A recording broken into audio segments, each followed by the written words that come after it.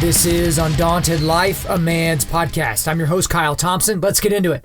All right, today, guys, we are going to be answering 17 pro-abortion arguments. But before we get into that, we need to do a little bit of an update because, like I tell you every week, even after I get done recording these episodes, it's like something happens, like the day after that episode, that is newsworthy in the pro-life and or pro-choice world. So just going to give you a little bit of a basic rundown of things that we've seen here recently. We've had Bernie Sanders and Kirsten Gillibrand. They're both running for the Democratic nomination for president in 2020. They both came out. This was actually today. I'm recording this on the 20th of May. They want a national law legalizing abortions up to birth.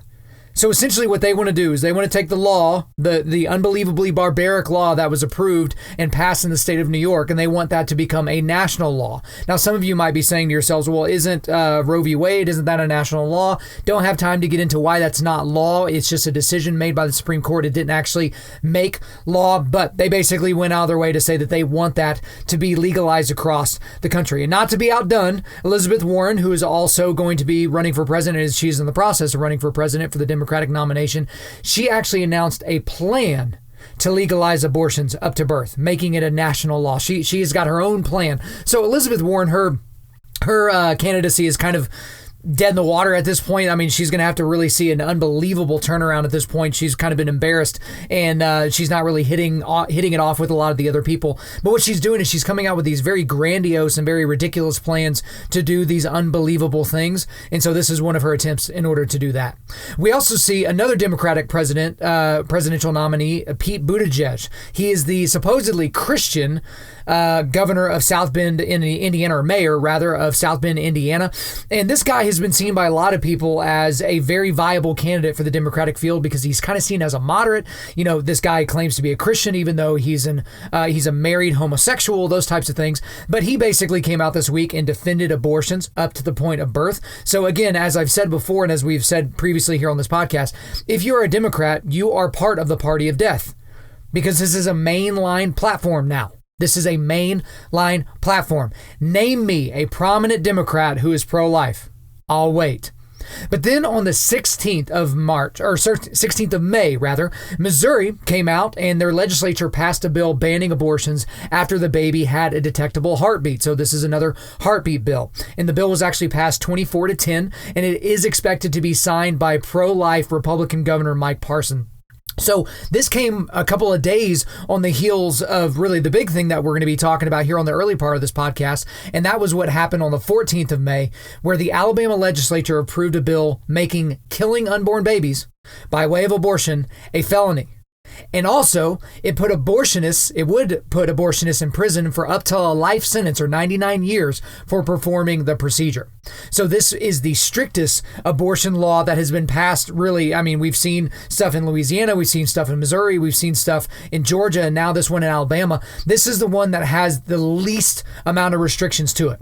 The bill passed 25-6. Governor Kay Ivey quickly signed the bill into law, and the bill, as it stands right now, the law will go into effect within the next 6 months. And the thing about this is the media has been lying a lot about what this law says and doesn't say. There's been a lot of people in the media that are claiming that this law would criminalize the act for women that have signed off on the murder of their babies, but this law does not do that. Now, we've said before on this podcast, and I understand this is a very unpopular opinion, even in pro-life circles, but I'm of the persuasion that these women should be held liable for signing off on the murder of their babies. Now, some people think there's a fine line there. They say, well, what if a woman miscarries? Then what happens there? Is she potentially going to be liable for that life? No, that's not what anyone's saying. Like, no rational thinker would actually think that's what someone like me is saying. But if I walk into a store and I go into this section and I take a little kid with me and I say, hey, can you please kill this kid? I will give you $100 for your services. And they go, sure, sign here. And then they kill the kid. I'm liable for that kid. I'm liable for that murder, right?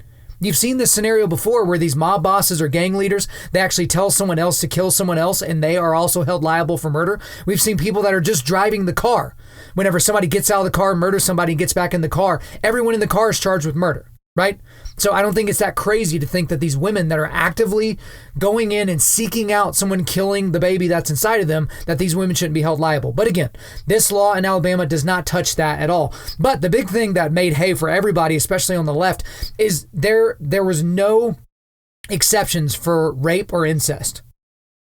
And we'll get more into that argument here in a little bit, but that was the big one. That was the big one that really twerked off the political left or the pro-choice, pro-abortion, pro-murder crowd, because they couldn't fathom a world where a underage girl was raped and that baby wasn't murdered because of the rape. But again, we'll get into that here in just a second. But the Alabama law really has set up a real challenge to Roe v. Wade, because we know that this law is going to be challenged. We know that it's going to go to an appeals court. We know that it's going to go to a federal appeals court. And then from there, the idea is that it might actually make its way to the Supreme Court. Now, this is not something that's going to happen quickly. I mean, people are saying at the earliest it could reach the Supreme Court in like 2 years. But what this is doing is this is an affront to the pro-choice lobby. This is an affront to Roe v. Wade. And we've had these things happen in a lot of different circles, and you've seen this in a lot of different states. It's kind of the incrementalist approach. Like we're just going to do things little by little. We're going to do things here or there. And of course, the reason why that's an issue for a lot of people that are on that side is because if for whatever reason Roe v. Wade is overturned, it doesn't automatically ban abortion across the nation. It just takes the laws back to the states. There's no federal mandate saying that abortion is legal. And so if you've been doing these incremental approaches on your state level, and then all of a sudden Roe v. Wade is overturned, well, you've got all these allowances that allow for abortions to occur in your state beyond a certain point or for certain reasons, right? But then you have the other side of the issue, which basically says that if you're not going to have any of these restrictions and you're just going to go right at the heart of the issue, are you going to be able to get it done on the federal level? And this kind of goes all the way back to when we talked about Justice Kavanaugh. Now, Kavanaugh was like unbelievably immorally maligned for things that he very, very likely didn't do. And it was an unbelievable circus. But at the same time, I was not a fan of Kavanaugh being on the Supreme Court from the beginning, because I never thought that this would be a guy that would actually vote to overturn Roe. And even just as a conservative, there's a lot of things that I think he does that are not going to make conservatives happy. And so if it actually gets to the Supreme Court right now, people think that there is a conservative majority of 5-4. There's not really that. You have 4 votes that are ardently in support of abortion. You've got that right off the bat. But you only have 3 votes that are definitely in support of the pro-life agenda against Roe v. Wade, right? And then there's 2 kind of up in the air. And one of those is Judge Kavanaugh. And so that's where I'm sitting right here. Again, it's really hard to judge where things are going to go because this law hasn't even officially been challenged yet. But I really think that we're going to have an issue if it does ever get to the Supreme Court. And to be honest with you, I don't even know if the Supreme Court will actually hear this case. I don't really know that that's going to happen. But I will say this.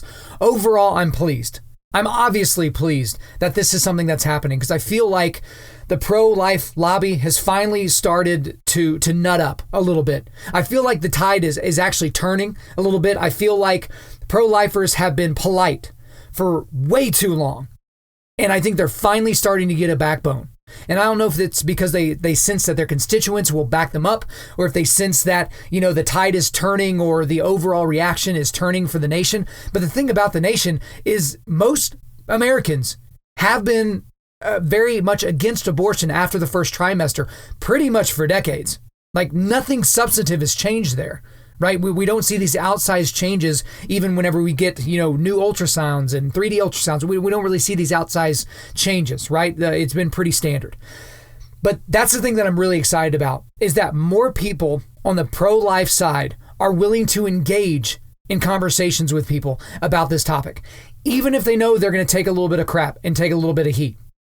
We have more people being ardently pro-life because the thing about the pro-choice side, or really the political left in general, they don't really have quiet opinions. Most of their opinions are pretty loud. They want everyone to know. It's part of virtue signaling. It's like, everybody look over here. Look at how woke, look at how progressive I'm being at this exact moment. And so I see a little bit of that with pro-lifers right now, but we have morality on our side. Like we're for not murdering the unborn. So I'm really, really enjoying that. But here's the reason for today's podcast. One thing that I've noticed about a lot of people that would consider themselves to be pro-life is that they are unwilling to engage in a conversation with people that are neutral or people that are pro-choice because they feel like they don't have the answers. They feel like, gosh, if they bring up this particular topic, I'm not going to know what to say. And that's not really sitting well with me. Because I'll be honest, a few weeks ago, or I can't remember exactly when, maybe a month and a half ago, we were doing different things. We were teaching different things in our Sunday school, right? And so I took the topic of abortion and I wanted to talk to our Sunday school about it. And you could tell that the attendance for that morning, they kind of warned these people like, hey, 2 weeks from now, Kyle's going to be talking about abortion. Okay, next week, Kyle's going to be talking about abortion. And wouldn't you know, it is very low attendance for that week because it's a very tough subject for a lot of people. But the thing that I noticed whenever I got to this group is these are well-meaning, pro-life individuals that love babies and love the moms and love Jesus and all these things. And I don't think you could really question any of that. But these people were completely catatonic when it came to being able to make an argument or being able to actually put words to why they believe the way that they believe.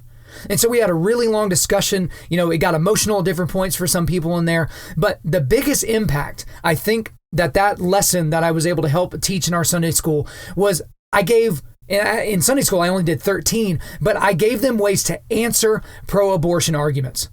And so in this podcast episode, I'm going to do a little bit of that. I added a little bit extra just for you guys, but we're going to be answering 17 pro-abortion arguments. And now just kind of give you an idea of how this is going to flow 1 through 17. This isn't rank ordering, here's the ones that you're going to get most often. Here's the pushback that you're going to get. No, this is more of a narrative approach. Because when I've had discussions with people about this particular topic, it doesn't usually start at the end or in the middle. It usually progresses towards a certain level. You hear me say all the time on this podcast that typically when you're arguing with somebody that disagrees with you, especially if they happen to be on the political left or the atheist left or whatever the thing might be, they're constantly moving the goalposts. And the thing is if you can't deal with that, you're going to have a hard time in that discussion. You've got to be able to have one of those, you got to be able to have the ideas ready in place that you kind of know where the conversation is going to go. So I put these in order in this way for this to be a reference for you. That if you're engaged in an argument like this with a coworker or a family member, even someone at your church, because here's the thing, you would be astonished at the pro-choice ideas that a lot of people in your church have. I'm serious. Like I've sat down with people and I've heard some of the things they said. And I'm like, wait a minute, what? You believe that? So we're going to get into that right here. So we're going to go ahead and start with the first one we're going to be talking about. And how I'm going to give this to you is I'm going to give you the argument that you would normally get. And then I'm going to give you a question in order to ask them in response. So I'm not going to be giving you a bunch of statements to make back to them like, here's your gotcha, here's your ace of spades. They're going to give you their argument, and then your response is going to be in the form of a question. You need to put them on their heels. They need to defend their position because, again, they are not arguing from a moral perch here. They are not on a high horse. These are people that have a depraved worldview, and in order to deal with that, you put them on their heels, okay? So here's the first argument you're going to get. Men can't have an opinion. These new laws are just ways for white men to control women's bodies. And so in response to that first argument, I would say this. What about the millions of women that agree with me? Because the funny thing is like, if you don't have a uterus, you can't have an opinion. Like, what are you talking about?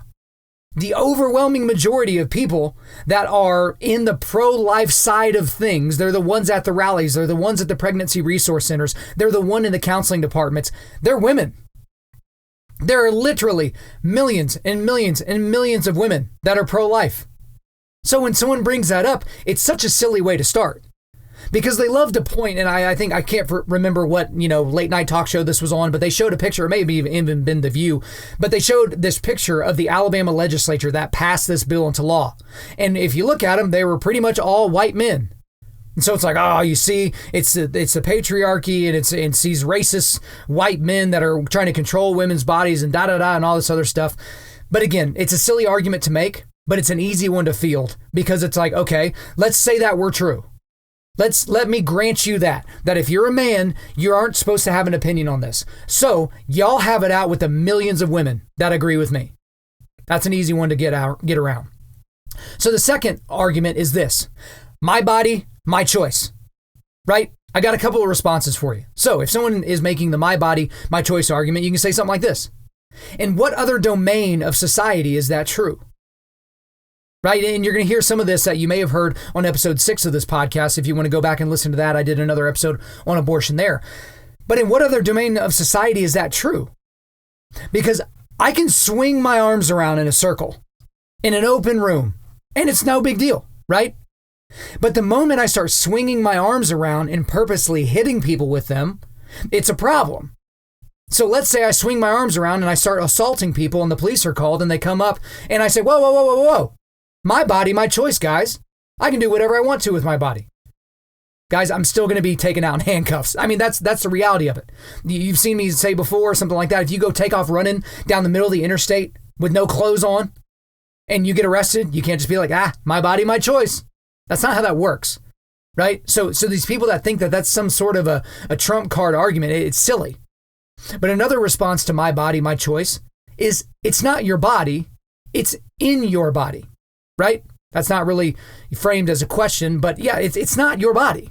It's in your body. Because again, this is new DNA. When the sperm meets the egg and makes the one-celled zygote, it's brand new DNA. It's not mom and it's not dad. Because you hear people now saying like, oh, well, there's DNA in your sperm, so can guys not masturbate anymore? Or there's DNA in your fingernails, so you can't clip your fingernails. I don't think anybody is claiming genocide if you start clipping your fingernails, guys. There's DNA everywhere. But you don't get new life from clipping your fingernails. You certainly don't get new life from masturbating or any of those things, right? But again, what's growing inside the woman is simply that, inside the woman. Is not a part of the woman. Now, the life inside of her is sustained by her body, but the same can be said for born humans.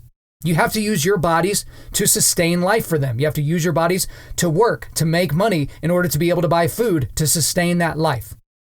So again, I've said something like this before. If I stick my finger up your nose or in your ear or something like that, I'm in your body. I'm not part of your body. You don't all of a sudden get to make decisions as to whether or not I can live just because I'm inside your body. It is a completely separate being. It's just inside the woman. So now let's go to the third argument. The third argument is this, is it's not a life. It's a potential life. It's just a clump of cells. Okay? So I got a few responses to this. So one response would be, what do you mean by potential life? Because one thing that's really important for you to do is when you're in a discussion like this with somebody is you have to define terms. Because if you start arguing about potential life and they've got a different definition, you're going to be on two separate sheets of music and it's going to be hard for you to get back on the same page. Okay? Just ask them, what do you mean by potential life? Just get an idea from them as to what potential life is. And so the other part of that is you could just say, well, you're a potential life. Like there's no guarantee that you're going to be living tomorrow, so you're still potential life. And if they don't like that, another response you could throw at them is, would it be fair to say that you are just a clump of cells? Because again, these people are trying to make this declaration that what's growing inside the woman is basically like a polyp or something like that. But we're all technically clumps of cells. We constantly have cells that are splitting off and dying and regenerating and all these different things, but it would be fair to say that we are a clump of cells. So you should get them to admit that. But the big question here that most of the people on that side of the argument can't answer is this. When is it a human life then? When is it alive? When is it valuable? And then you just get to watch them stumble all over themselves, right? Because they have a hard time defining that, which leads to argument number 4. They'll say something like this. It may be a human, but it's not a person. Which the response would immediately become, when is it a person then?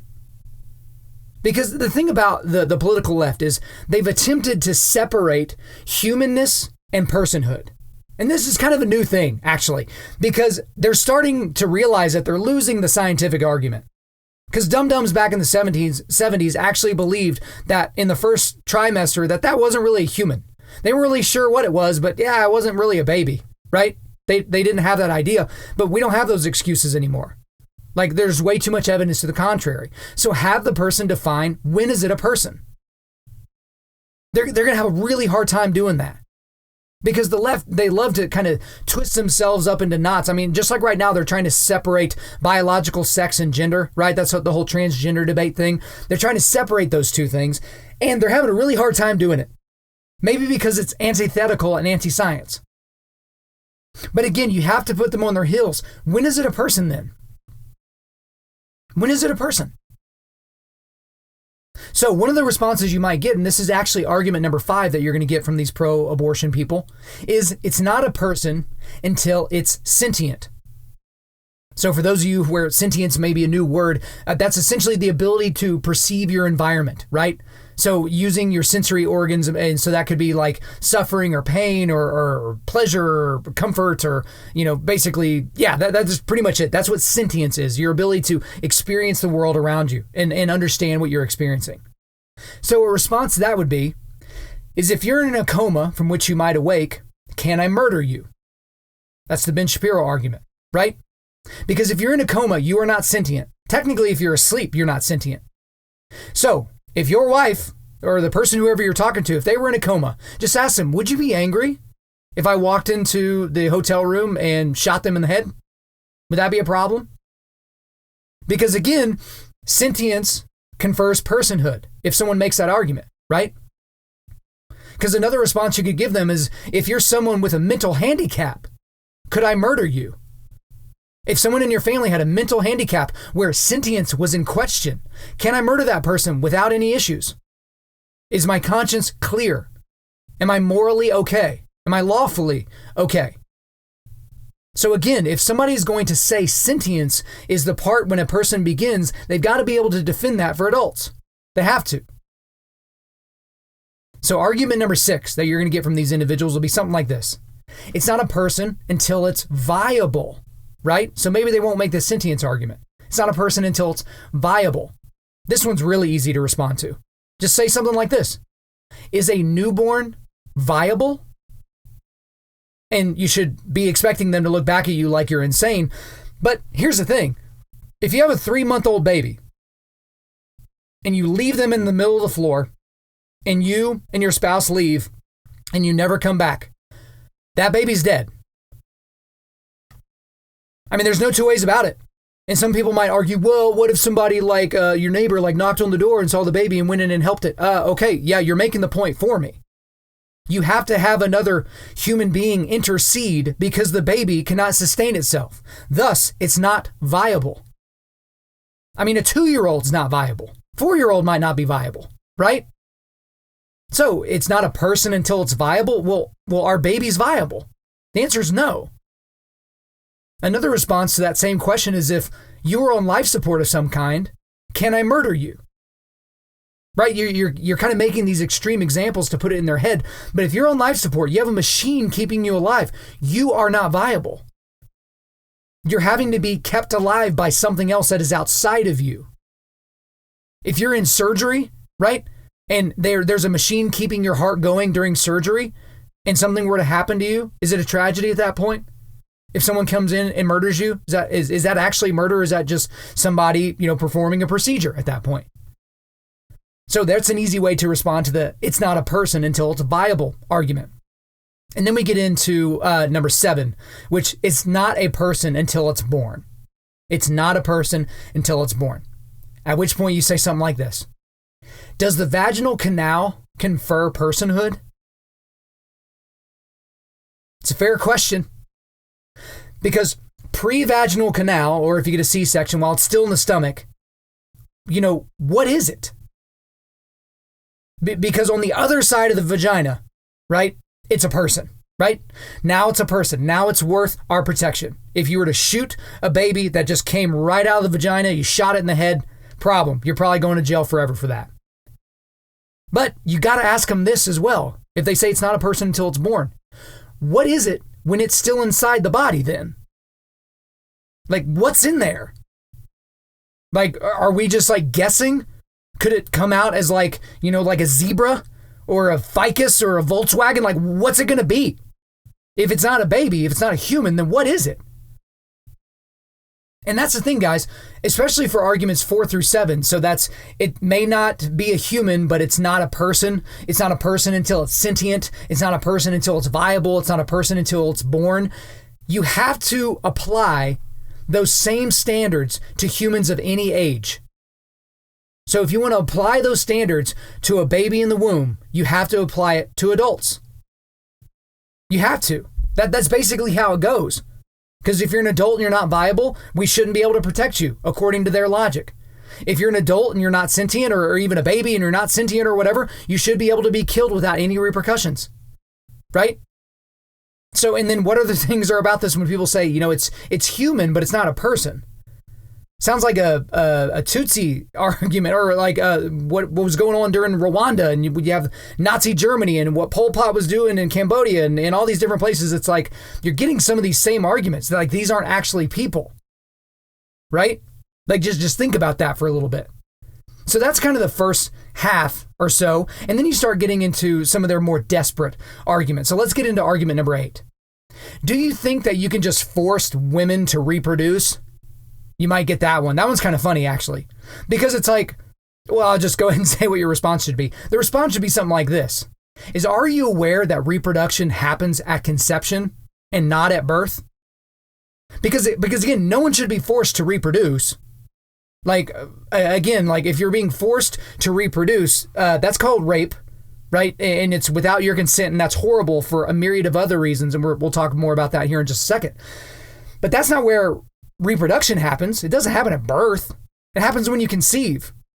So after you've conceived, everything after that is ending of a human life up until the point of birth, correct? So argument number 8 is easy to deal with. So let's do argument number 9.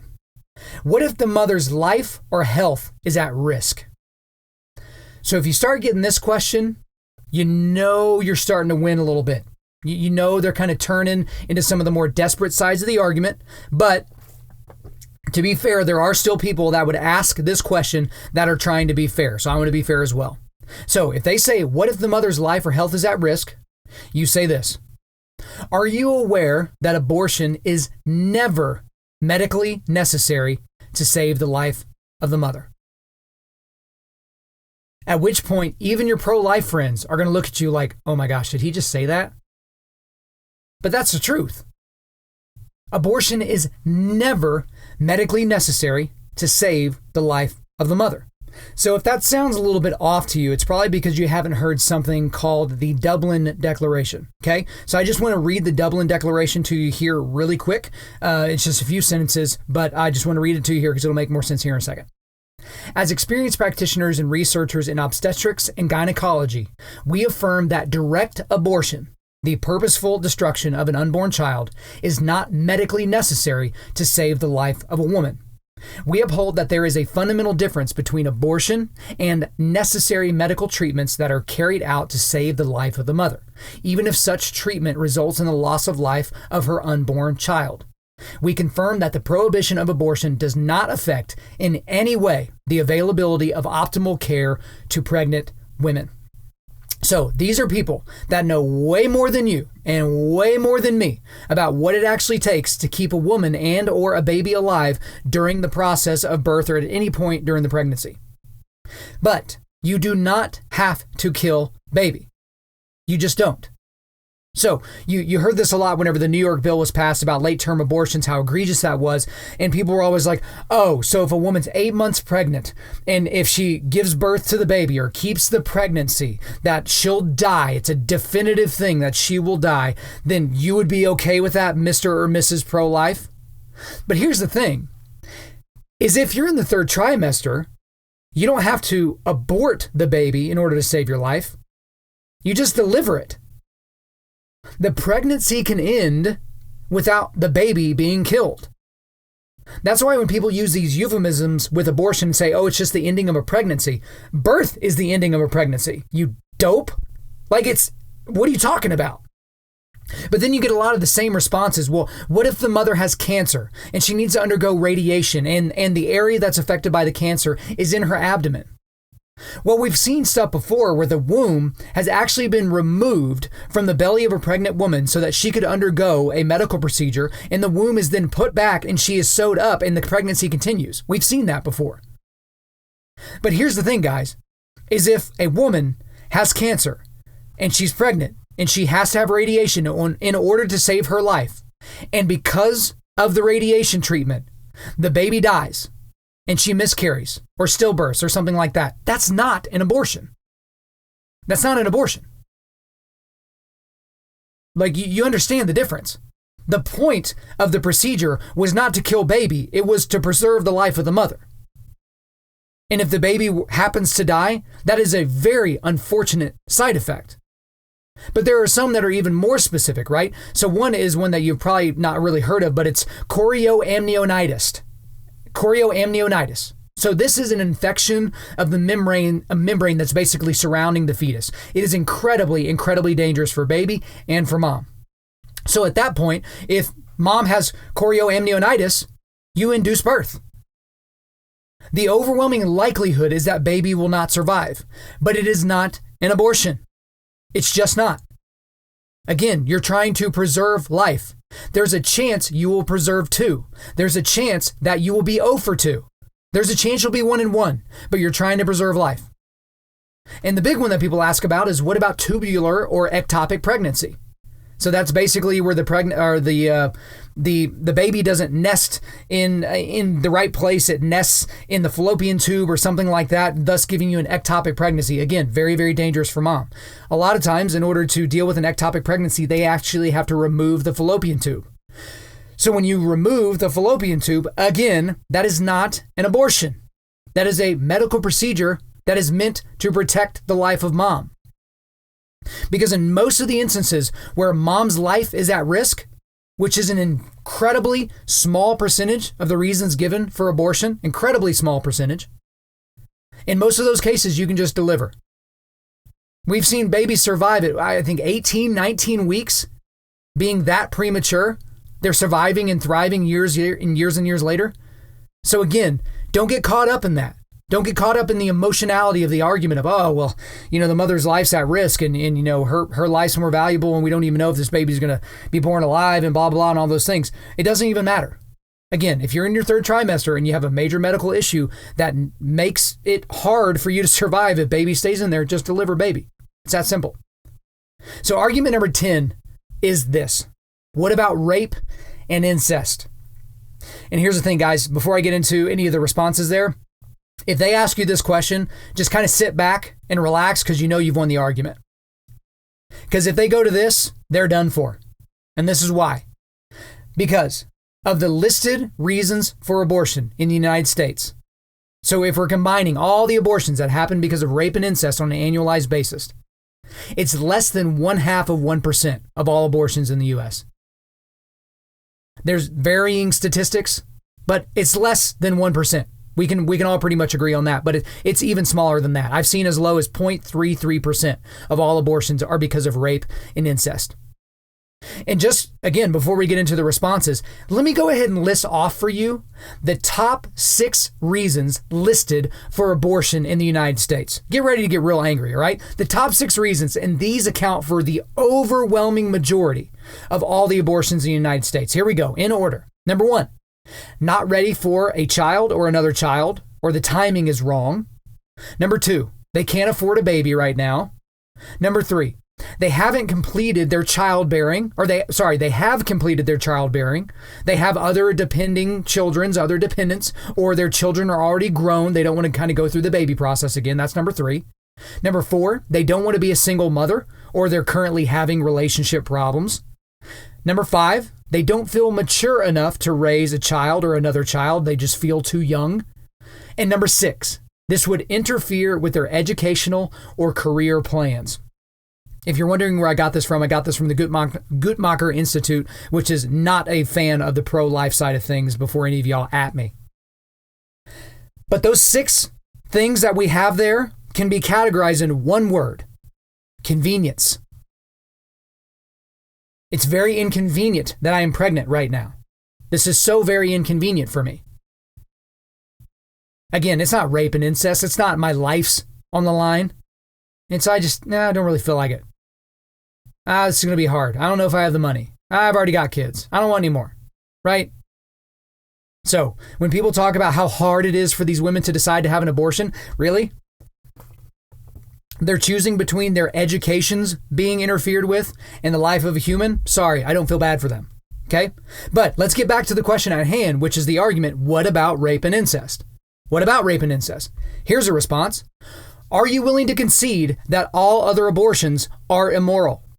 Again, this is another Ben Shapiro argument, because when someone brings up rape and incest, which is the exception of all exceptions, less than 1%, less than 0.5% of all cases, you have to get the other person to define whether they think other abortions are wrong as well. Because the overwhelming majority of the time, they will not concede that point to you. They just won't. They don't think abortion is wrong, but they're losing the argument. So they have to throw a Hail Mary. And the Hail Mary is that. What about rape and incest? But they're not willing to concede that. So another thing that you should ask them is this, and this kills the rape and incest argument. And it's this: should innocent children be able to get the death penalty for the crimes of their fathers? I'll say that again. Should innocent children be able to get the death penalty for the crimes of their fathers? Because that's exactly what you're doing when you execute a child in the womb. That's exactly what you're getting. Because here's the thing. There are cases where the men these rapists, they literally love abortion. Because if you discard of the fetus after it's aborted, if you discard of it, there's no DNA evidence left of the crime. So that person can't go down with DNA evidence because you've gotten rid of all the evidence, right? There are other ways that you can be caught, but you just made it a lot easier for the rapist. But think about it in practical terms. Think about all you guys out there whose fathers are still living. What if your father could commit a very particular crime that would have the outcome of you dying? Wouldn't that be a little bit unfair? Because that's exactly what we're saying in the situation, okay? But here's the thing, before anyone starts to, get crazy and think that I've kind of lost what I'm going with here. I'm not saying that these women are going through something that's insanely, unbelievably difficult. They've had a tremendous evil done against them. And I truly, truly have a lot of empathy for them. I'm very sympathetic to the things that they're going to have to go through. But killing the baby doesn't get rid of the rape. It doesn't punish the rape. It literally punishes an innocent third party. That is not mom and that is not dad. Because there's another response here to this. Is, are humans born out of rape less human than those not born out of rape? Because there's a lot of babies alive today. Go on Twitter, you'll find them, and go on Instagram. These are babies that were conceived in rape that are alive today, that are in college and playing sports, and they've got jobs and they're contributing to society. They have their own families. Their mothers love them. Their mothers' families love them. And so when you say that if a woman's been raped, and if she's been raped by a family member, that having the baby is a net negative in every situation, it is to call those people that are currently alive less than human, or less human than you because you weren't conceived in rape.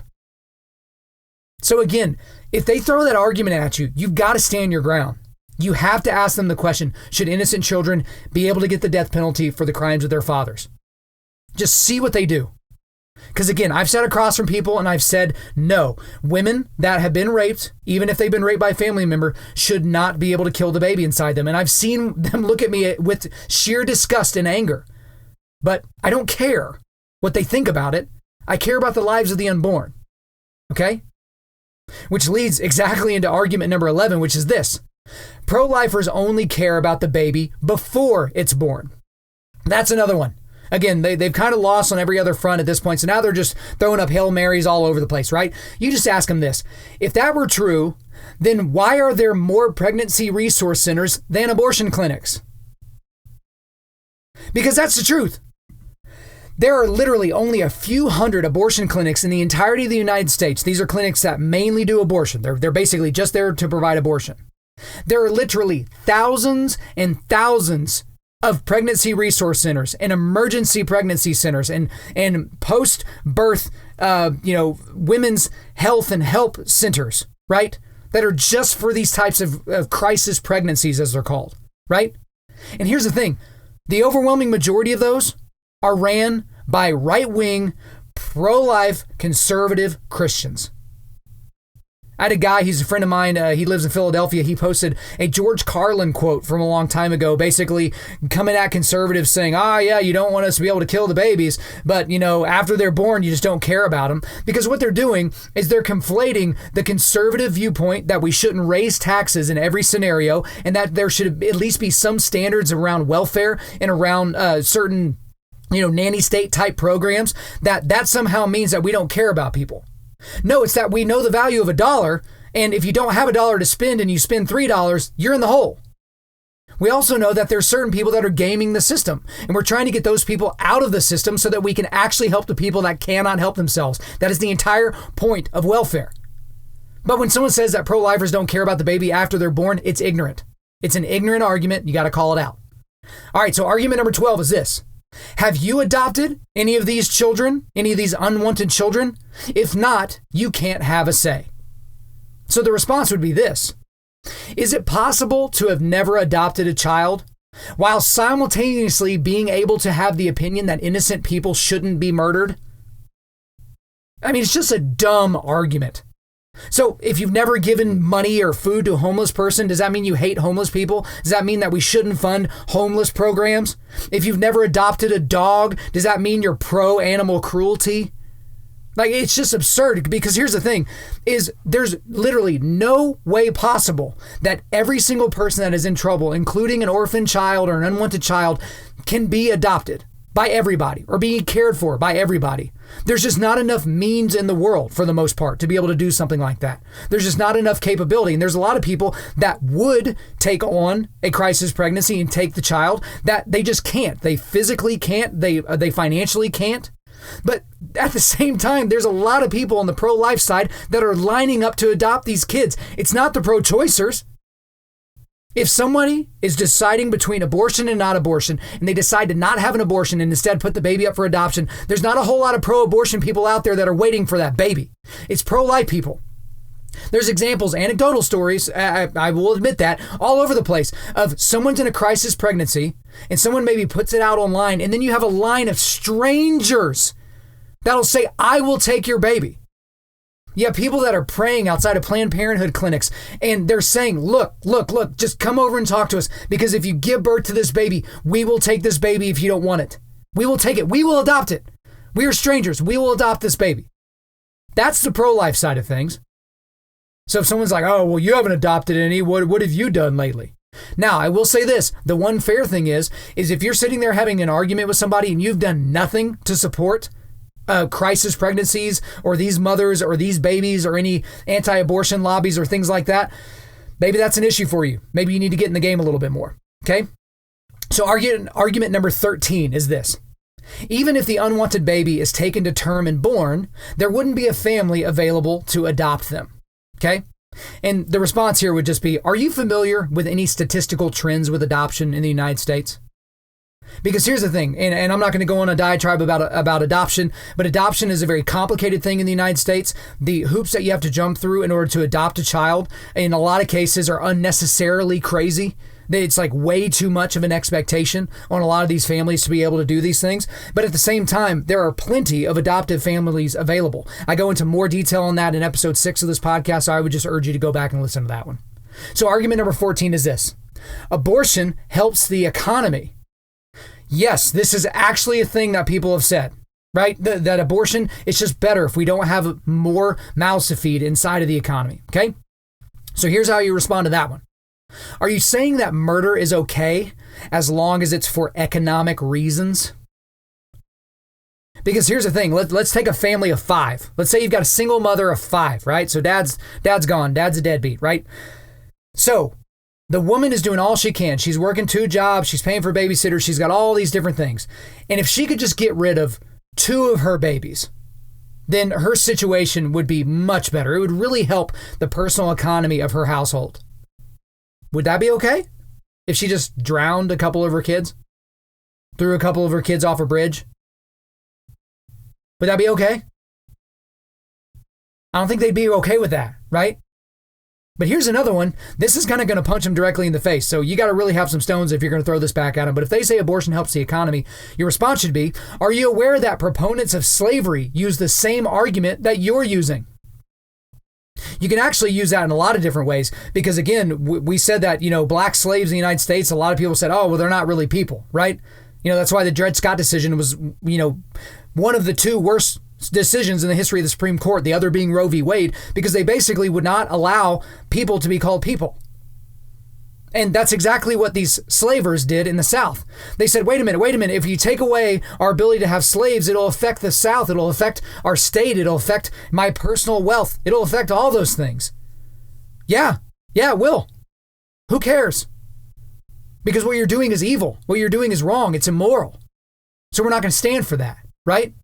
So why was it okay to not stand for it back then, but it's a problem if you don't want to stand for it now? You have to ask them that. All right, guys, a few more arguments here. Argument number 15.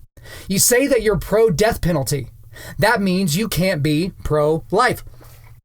So this is kind of a new one. This is also kind of like a Hail Mary that you'll get from some of these people. But the response that you get is, are you comparing unborn humans to born humans that have murdered other born humans? Because that's what they're doing. If they're saying, oh, well, you're pro-death penalty, you can't be pro-life. I'm talking about criminals, because if you get the death penalty, you don't get that for stealing a pack of gum, right? That's almost 100% of the time because you took another person's life and it was premeditated. That's another thing that will get you capital murder. Because here we can actually go to the Bible a little bit, because God to Noah in Genesis 9, he said this, whoever shed the blood of man, by man shall his blood be shed, for God made man in his own image. So basically, if you shed the blood of someone who has the Imago Dei, if you're murdering that person, you have lost your right to life. And in Exodus 2, God says this to Moses, whoever strikes a man so that he dies shall be put to death. And again, that's not like, oh, well, that's not talking about self-defense. That's not talking about war. That's not talking about any of those things. It's not manslaughter. It's talking about the act of murder. But the thing about it is you really got to put them on their heels. Again, you're feeling like you're being questioned by them and they feel like they're in control if they're asking questions. You have to put them back on their heels. Are you comparing unborn humans to born humans that have murdered other born humans? Because I'm one of those people that thinks if you rape someone else, that you should also get the death penalty for that. But again, that doesn't really happen here in the United States. But again, they've got to have an answer for that. Because yes, I am pro-death penalty. I think it is a deterrent. It's clearly a deterrent. And at the same time, if that person is shown grace and given life in prison, okay. It's a waste on the taxpayer at that point, especially if the person is definitely guilty. And certainly there have been instances in the United States where people that were not guilty were executed, and that is beyond unfortunate. But again, it's just a different situation. And so again, you have to put them on their heels. Okay, guys, last two arguments here. Argument 16. Pro-lifers just hate women.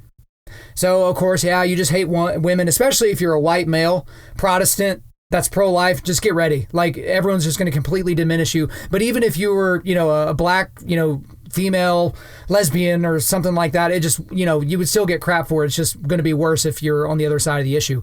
But the thing about it is the way you respond to that is, are you in favor of sex-selective abortions?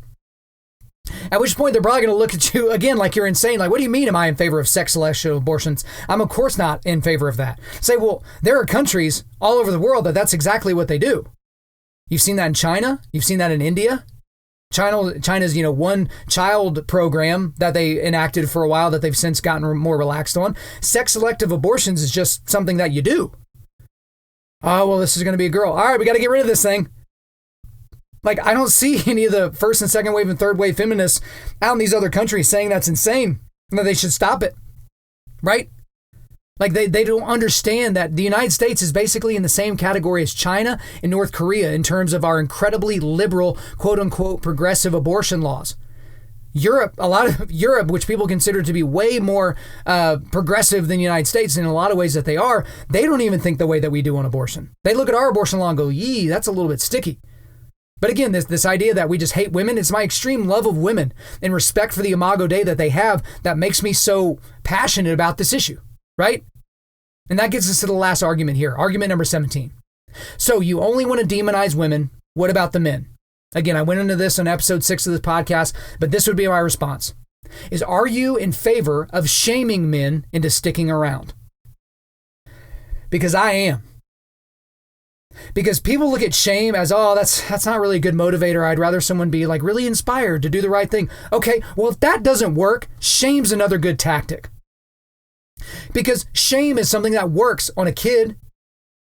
You shame them into starting to think the right way or do the right thing. The same can be said for an adult male that has gotten a woman knocked up, got her pregnant, right? Are you in favor of shaming those men to stick around? Because I am. Like we've seen this before. I mean, the out of wedlock baby having in the United States of all classes is insane. Fully 77% of black babies born today in the United States are born out of wedlock.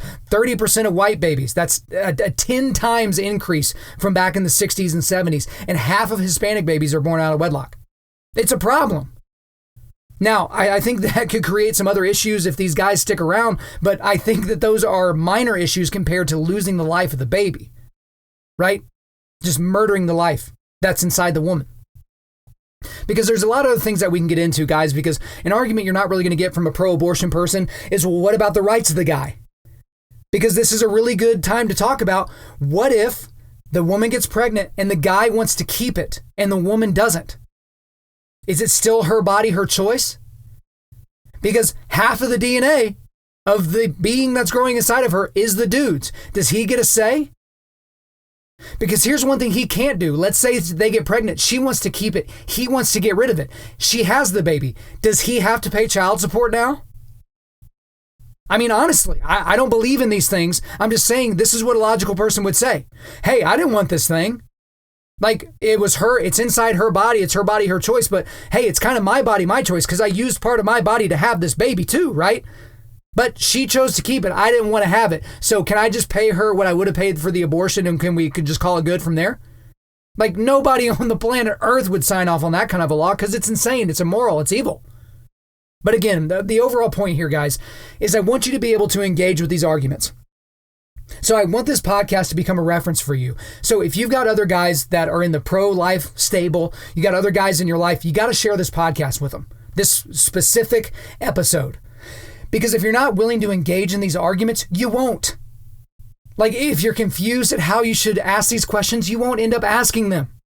Because here's the thing is, are there other arguments outside of these 17? Of course there are. But these are basically how these debates go. Whether you're seeing two people to debate it on a stage or they're debating it across the bar top from one another or something like that, this is kind of where they all go. These are the arguments. There is not a pro-abortion argument that makes sense or is just not evil. Like, they're so easy to take down. We just have to be willing to take them down. All right, guys, before we let you out of here, we're going to do a quick resilience boost. As you know by now, we are a men's ministry, and our mission is cultivating manly resilience. And specifically, we do that by providing content that forges spiritual, mental, and physical toughness. So today, I want to leave you a few resources. First of all, I just want to give you the link to Life News. That is www.lifenews.com. That is where you get the most up-to-date news stories about what's happening in the world of abortion. And especially, it focuses a lot on American law. And so those are great ways for you to kind of keep up on how things are going. But then I got two articles I want to leave for you because these are both coming from a pro-life perspective, but they're kind of coming at it from different ways. One is called Pro-Lifers Have Momentum, but they need to move gradually. So this is kind of the gradual moving towards, taking bits and pieces away from Roe v. Wade and things in the state level that can eventually not be overturned or something like that. But then the other side is this one. Alabama and Georgia are throwing down the gauntlet against Roe. Good. And so that's a guy from National Review. He's basically writing saying, now's the time. Let's go for the jugular. Like, let's get everybody on record for what they feel about this issue, because there's no more important issue for our time. So again, guys, I hope you enjoyed the podcast today. And I really hope this is going to be a helpful resource for you as you engage in these conversations. Thanks again for listening to the podcast. We really do appreciate it. Please subscribe on iTunes, SoundCloud, or Google Play, and refer your friends to listen, and share this on social media. If you use the hashtag Undaunted.Life, we'll be sure to find your post and give it a thumbs up.